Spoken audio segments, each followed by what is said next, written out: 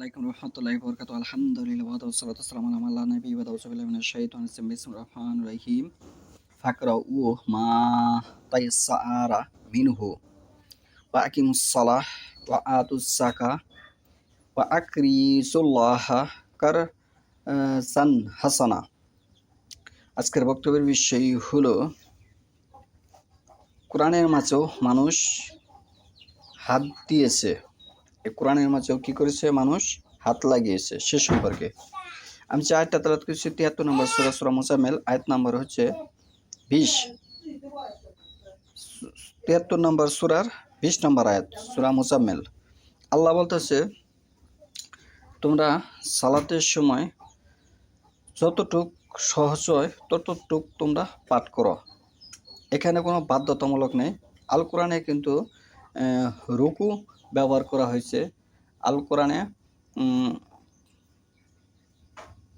যে রুকুগুলো ব্যবহার করা হয়েছে, যে এক রুকু থেকে আরেক রুকু পর্যন্ত গেলে আপনার সেজদা করতে হবে, এরকম বিষয় উল্লেখ করে এখানে বোঝানো হয়েছে।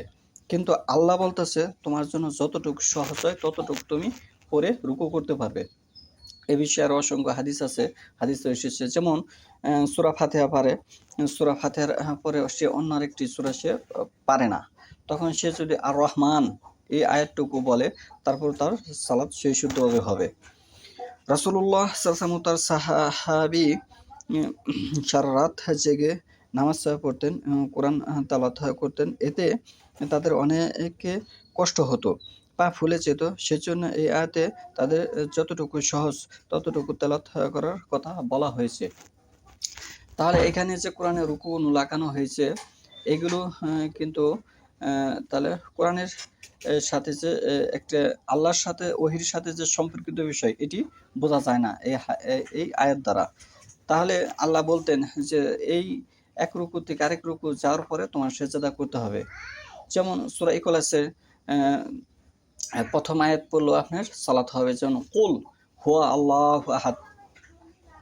আপনি যদি এইটুকু পড়েন, আপনি সালাতে যান, সালাত হবে। এই আয়াতে এটি দলিল প্রমাণ, স্পষ্ট দলিল প্রমাণ বহন করে। বর্তমান প্রেক্ষাপটে বিশ্বের কিন্তু যারা ইসলামী দায়, তাদেরকে মানুষ মানে আল্লাহর যে কোরআন, একে মানুষ মানতে চায় না। আল্লাহ রাসূল সাল্লাল্লাহু আলাইহি ওয়াসাল্লাম যে হাদিস, একে মানতে চায় না। মানতে চায় তারা আলেমকে, মানতে চায় ইসলামী দায় যে তাকে। এই সমস্যার কারণেই কিন্তু আপনার পিছনের যে তাওরাত, ইনজিল, জবর, এগুলো যে আল্লাহ নাজিল করেছেন, এগুলো অভিশপ্ত হিসেবে, বাতিল হিসেবে গণ্য হয়েছে।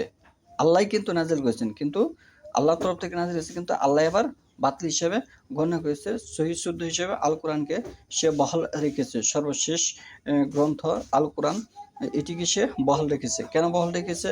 আবার এটির দায়িত্ব আল্লাহ নিজে নিয়েছে।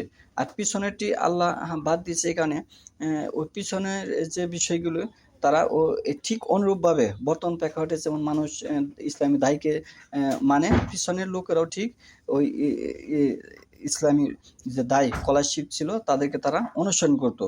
আল্লাহর চেয়ে তাদেরকে বেশি প্রাধান্য দিত, আল্লাহর চেয়ে বেশি তাদেরকে ভালোবাসতো, তাদের কথা শুনতো।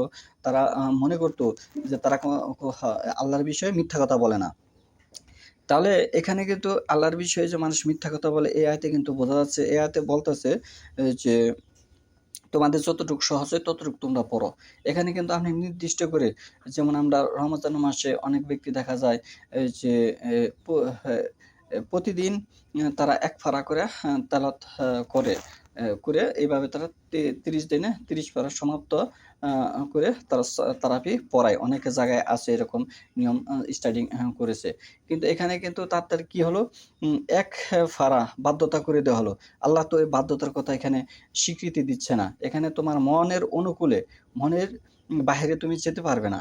তোমার মন যতক্ষণ চায়, যতক্ষণ ভালো লাগে, ততক্ষণ তুমি আমাকে ডাকো, আমার ইবাদত করো, এতে কোনো সমস্যা নাই। কিন্তু জোর জবরদস্তি করে কোনো কিছু করা যাবে না। এই আয়াতে দলিল প্রমাণ বহন করে। তাহলে এই হিসেবে আল কোরআনের যে জের, জবর এবং যে রুকু, এগুলো কিন্তু কোরআনের সম্পর্কিত বিষয় নয়।